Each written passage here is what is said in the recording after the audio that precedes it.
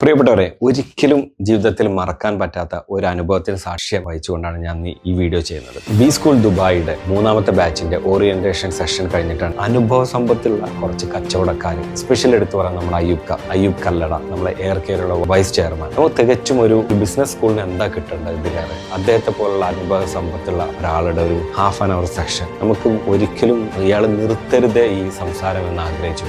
ഒരു എളിയ കച്ചവടക്കാരൻ എന്നുള്ള രീതിയിൽ നമുക്കൊക്കെ ഫോളോ ചെയ്യേണ്ട ഒരുപാട് കാര്യങ്ങൾ അദ്ദേഹത്തിന്റെ വായിൽ നിന്ന് ധാരയായി ഒഴുകിയായിരുന്നു സത്യം പറഞ്ഞാൽ. അതുപോലെ തന്നെ കാലിക്കറ്റ് നോട്ട്ബുക്കിന്റെ സതീഷ് ഏട്ടൻ, അദ്ദേഹത്തിന്റെ ആ ഒരു പേര് നിങ്ങൾക്ക് ഊഹിക്കാൻ കഴിയും. ഒരു റെസ്റ്റോറൻറ്റ് ആരെങ്കിലും നോട്ട്ബുക്ക് എന്നുള്ള പേരോട് ആ പേര് തന്നെ എങ്ങനെയാണോ അദ്ദേഹത്തിന്റെ ബിസിനസ്സിന് വേണ്ടി വെച്ചത്, അതിന്റെ ഉദ്ദേശ ലക്ഷ്യം എന്തായിരുന്നു. ഒരുപാട് ബിസിനസ്സുകാർ അവരുടെ വളരെ ഇൻട്രസ്റ്റ് ഉള്ള ഒരു സ്റ്റോറി ടെല്ലിംഗ് പോലെയായിരുന്നു നമുക്ക് ആ സെഷൻ തോന്നി.